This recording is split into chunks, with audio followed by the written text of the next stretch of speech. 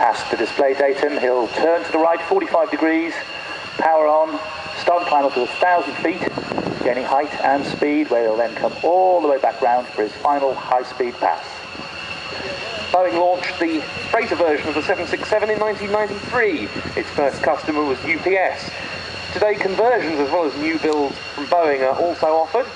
Boeing itself performs